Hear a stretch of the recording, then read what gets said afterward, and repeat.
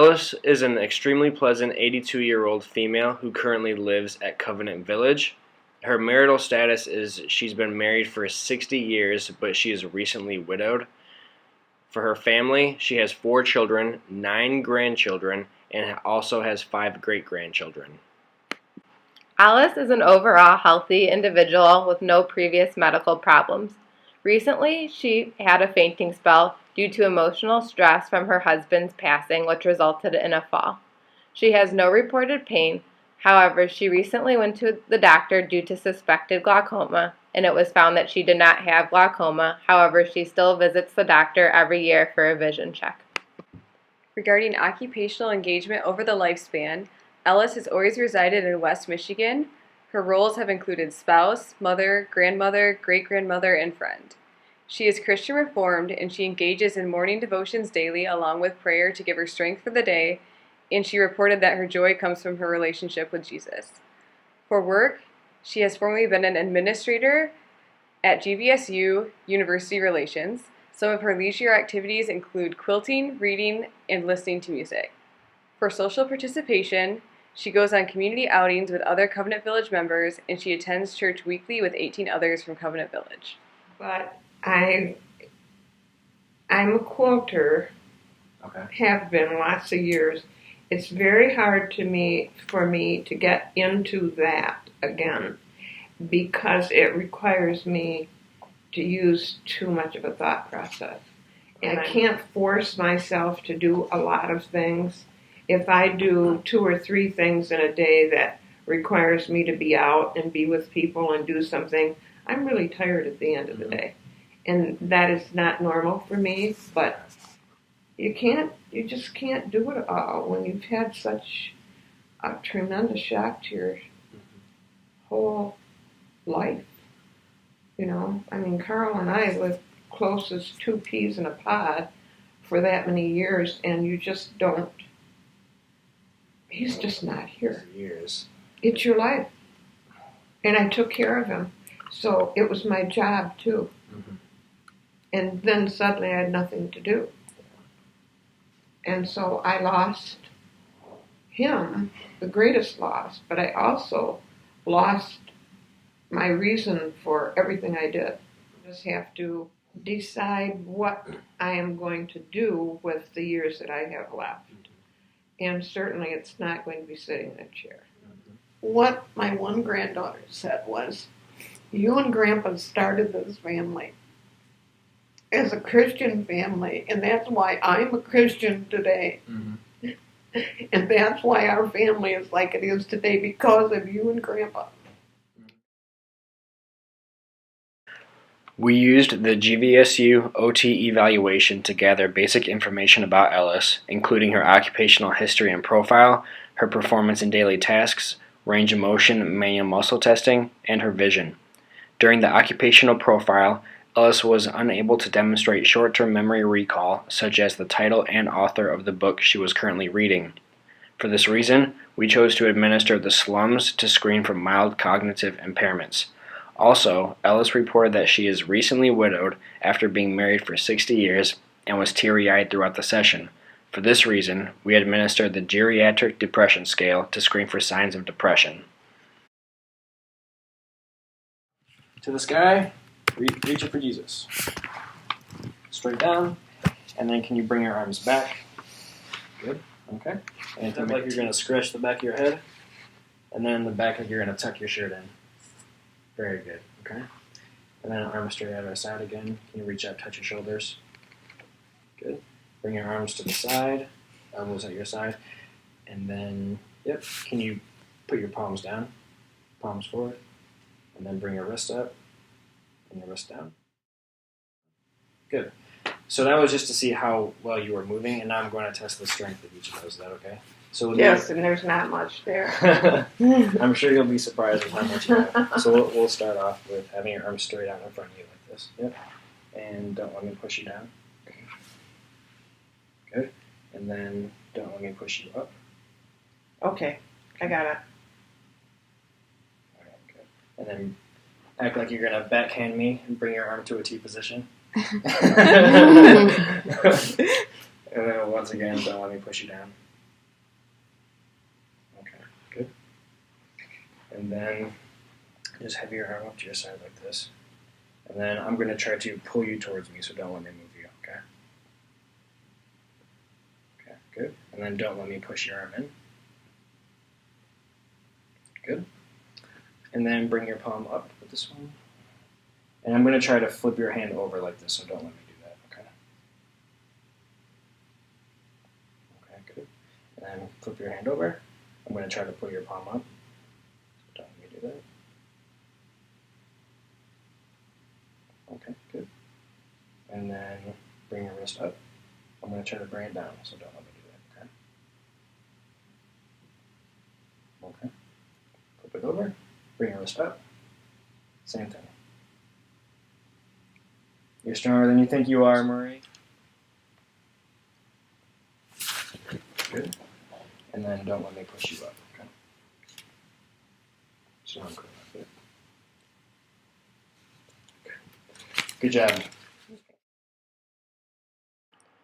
Ellis was within normal limits of range of motion in all planes of movement in the shoulder, elbow, forearm, and wrist. As you can see, she scored a 3+ in most categories for her manual muscle testing because she was only able to test against slight pressure. Although she did score a 4 in elbow flexion and extension because she was able to withstand moderate pressure.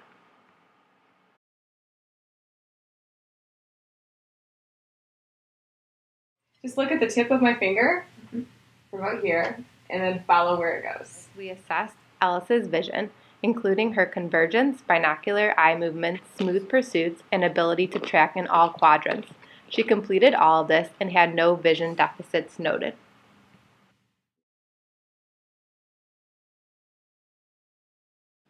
After the vision screen, we completed the Geriatric Depression Scale short form self-rated version. Here are her results. As you can see, Ellis scored a total of 2. A score above a 5 is indicative of depression.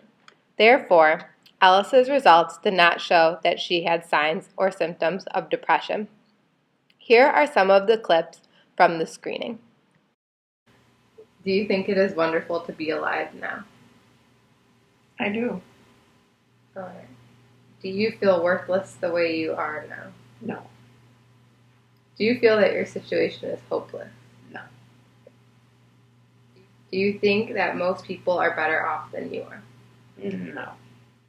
Following the Geriatric Depression Scale, we conducted the St. Louis University Mental Status Examination, also known as the SLUMS. This is used to look for the presence of cognitive deficits. As you can see, Ellis's total score was a 25. Based on the key at the bottom, she scored between a 21 and a 26, which is indicative of mild neurocognitive disorder. Here are some video segments of Kara administering the SLUMS examination to Ellis. What day of the week is it? Wednesday. That is hard here. Every day looks the same. You know, it's like, okay, what am I doing today? Well, I know it's Wednesday because this is what I'm doing. What state are we in? Michigan. Mm-hmm. And then I'm going to list off 5 objects and go ahead and repeat them after me, and then I'll ask you again later what they are. Oh, I hate that. Apple, pen, tie, house, car. Apple, tie, pen, house, car. Yep, that's all of them, and then I'll just ask you again what they are later on. All right. All right. So here is a sort of a shopping question. You have $100, and then you go to the store and buy a dozen apples for $3 and a tricycle for $20. The first question is, how much did you spend? 23. How much do you have left? I think you said $100. I should have listened better to begin with, and I thought I did.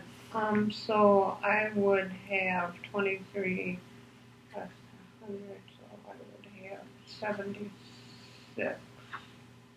Close enough. 7. 77? Or 6? Whatever. 7. All right. So now going back, what were the 5 objects I asked you to remember? I don't even This is hard. apple, tie, pen. The last two that are always the ones I forget. You can start, you remember apple. Tie, pen.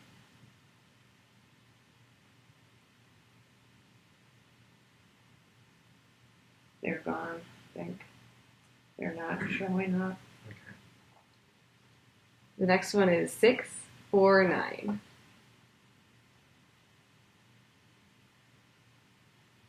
9, 4, 6. Great. And the last one is 8, 5, 3, 7. 7, 3, 5, 8. Perfect. Ellis is completely independent in performance of most ADLs. However, she is mod I with toilet transfers as she uses grab bars to assist with balance while lowering to and standing from the toilet seat. She is mod I for shower transfers as she uses grab bars to enter and exit the shower with a 4-inch threshold. Further, Ellis is mod I for comprehension and problem solving as she needed extra time to understand information and make decisions during screening evaluations. Finally, Ellis requires supervision for memory, including verbal cueing and increased time in unfamiliar situations, such as participation in a memory screen.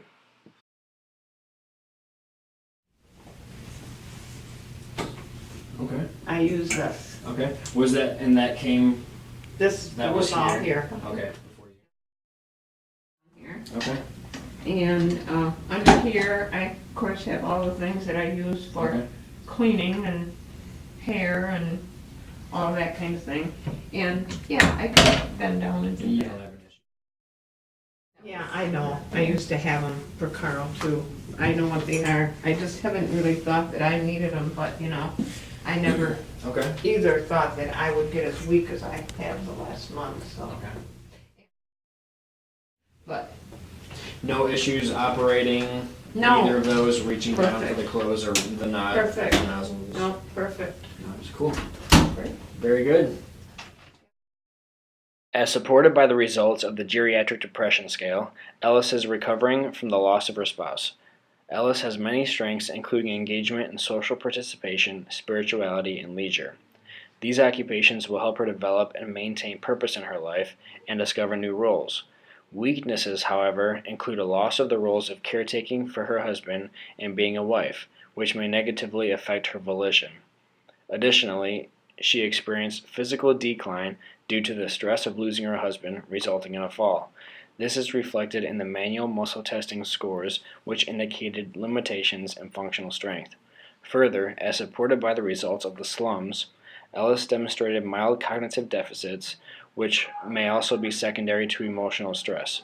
This may impact safety and performance in complex occupations such as IADLs. Ellis may benefit from occupational therapy services, and goals for intervention may include improving and maintaining short-term memory and cognition during daily occupations, increasing functional strength for safe performance of ADLs and IADLs, as well as wellness promotion through spirituality, social participation, and leisure in order to assist her in transitioning to meaningful life roles. We determined that the geriatric depression scale was valid to use with Ellis, as Mark and colleagues reported that this screening tool can be used with diverse populations of older adults despite differences in clinical, functional, and sociodemographic backgrounds.